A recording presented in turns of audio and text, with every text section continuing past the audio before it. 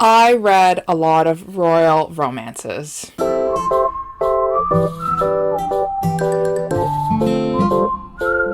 Hi guys, welcome back to the channel. Now for today's video, I'm doing a little wrap up on all the royal romances that I have read in the past couple of weeks. For some reason, there was like this really deep desire urge inside of me to read royal romances. Now, I really enjoy them. I like the make-believe fantasy that there are a lot of single princes around the world who are ready to marry, civilians. And my other favorite trope obviously includes maybe like a princess marrying their bodyguard or a princess marrying a civilian, vice versa. I know that in this world right now, there is not a lot of royal families. And if the royal families are popular, the princes aren't that good looking at you, Prince William and Prince Harry. And they're also happily married, so there's really no chance for me. So I go into these royal romances with this fantasy that you can marry into a noble family, that you can have fun. And of course, it comes with all the drama of royal families as well. These stories are awesome and they're super fun. And here's a quick wrap up of the few books that I managed to pick up. So the first book that I want to talk about is actually the one that kickstart off this like addiction to reading as many royal romances as possible. This one is called Royally Bad by Lee Savano. And now Lee Savano is somebody that I have read in the past. If you guys watched my dark romance reading vlog, I did read one book by this author, co-written by a different author, and I like their writing, so that's why I dove into this one. Royally Bad is about a prince who is a playboy. He does not care about his royal duties. He parties a lot. He has many girlfriends, and he's a womanizer, and basically he's not trustworthy. And because the royal family needs him to, clean up his act and to clean up his image and things like that, so that he can be prepared to take on to the throne, our heroine is actually hired, and our heroine is a PR specialist, and she manages all these like celebrities who have gotten themselves into trouble. She's definitely the go-to person in terms of fixing up one's like celebrity image, so she's hired by the royal family to do so. The last thing she expects is to actually fall in love with our prince, who is actually very misunderstood, who has a lot of issues himself, and that is not showing one side of him to the public eye, and that side is the really sweet and considerate and caring side. So overall, this romance is a very short novella. It's only a couple hundred pages, and I blew right through it. I really enjoyed this one.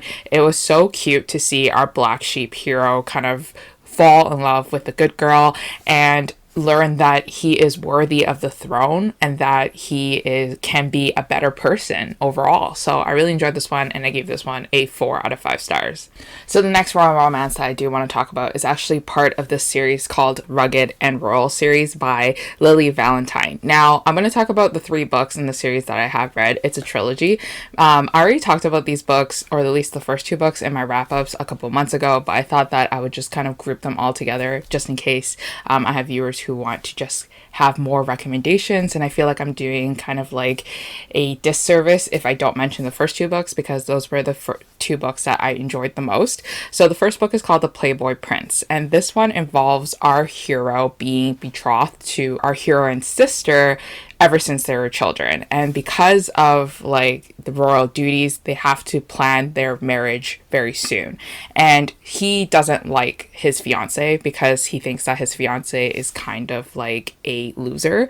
She's definitely Rapunzel, kept in a tower for a very, very long time. She doesn't like to go out. She likes to design her lingerie, and that's all she wants to do. And our hero is very bored by it. So to much of his surprise, he goes to the country that she lives in, and she meets someone else completely different in terms of like personality. They look the same, but they certainly don't act the same. The girl that he meets is very feisty, is someone who speaks their mind and who is very outgoing, and he thinks about all the time. And turns out what happens is that they're doing kind of like a twin switch situation. His fiance is actually a twin, and the person that he's falling in love with is actually his fiance's sister, who is our heroine. This one I really enjoyed because I loved how it had such an enemies to lovers trope to it. They definitely bickered a lot back and forth, but it was like kind of like the light romantic way. And when they soon fell for each other, I really enjoyed it. Obviously, there's that huge hiccup where the whole relationship is kind of like a lie, and that our heroine is lying to our hero the entire time, but our hero already figured it out right from the get-go. So the second book in the series is called The Grumpy Prince. And if I remember correctly, our hero is actually the brother of our hero from the first book. And he goes with the hero from the first book to that country to, you know, set up the arrangements for the wedding. The last thing that our hero in our second book expects is to fall for the wrong sister. And he ends up falling in love with the sister who is described to be as Rapunzel, being locked up in the tower and being really focused and driven on her work. So our heroine is the sister that our hero was supposed to marry in book 1, and now she's in book 2, and this is her love story with the hero's brother. Basically, our heroine is a fashion designer. She's really like invested in her work. She's definitely very creative, and she has no time to really like manage anything, including her relationships and also including her health. So what happens is that she gets sick, and our hero steps in and forces her back into bed, takes care of her, and makes sure that she is full recovery, because he has that protective instinct that inside of him whenever he sees her, and he doesn't know why, but he just knows that, you know, this girl needs him, and so he's going to stay by her side. Definitely this one is kind of like a grumpy sunshine trope too as well. It was less, you know, intense as the first one. It didn't have that like, you know, oomph factor to it, I like to call it. The chemistry was there, but it just was missing a few things. So that's why I gave this one a 3 out of 5 stars. Okay, so moving on to the third book in the series, and I think this is the last book in the series. This one involves our princess, who is related to the two sisters that I just mentioned in book 1 and book 2.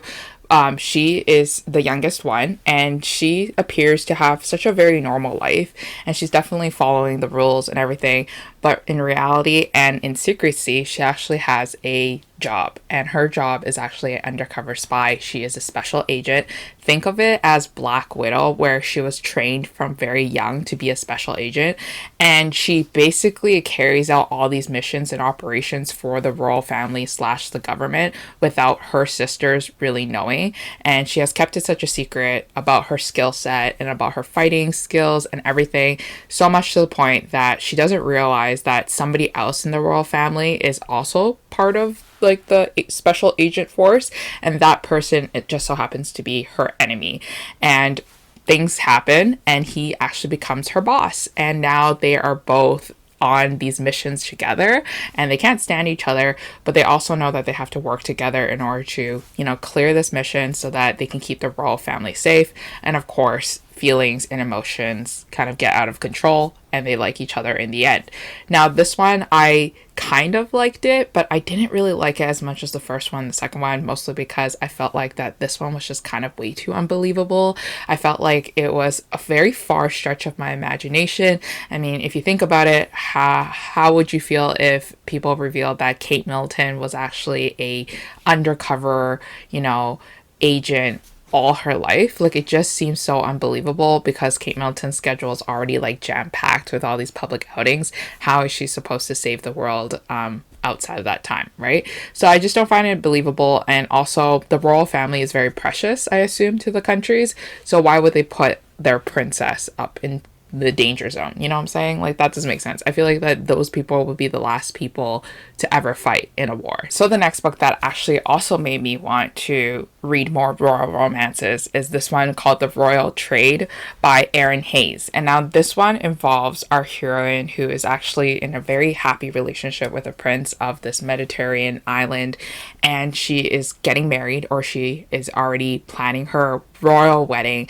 and she's really excited about it until like one day she's eating breakfast and she sees on like CNN or like, you know, the TV broadcasting station, and sees her boyfriend or her fiance literally walking out of a hotel room with another female linked to his arm. And she's heartbroken by it, because this is like public humiliation. You know, she's been cheated on, and everybody is like, you know, feeling sorry for her and pitying her. So she decides to run off and kind of return back to her home country.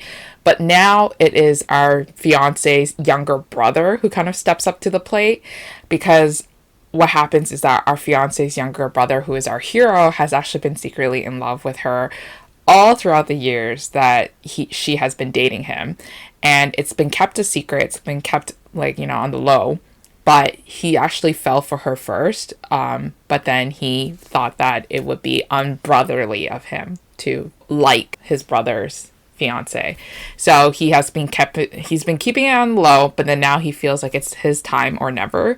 So he actually goes chasing her and tries to convince her that he is the right brother. And I found this one to be super sweet too as well. Like, definitely our heroine was very heartbroken over her fiance cheating on her, and then our brother had to kind of like clean up his image as well, because he was kind of like, you know, a fun character. He was loosey-goosey with a lot of females too as well. So our heroine doesn't trust easily anymore. I really enjoyed this one, and I gave this one a 4 out of 5 stars. So the next book in the series is The Royal Pain, and this is book number 2 by Aaron Haynes.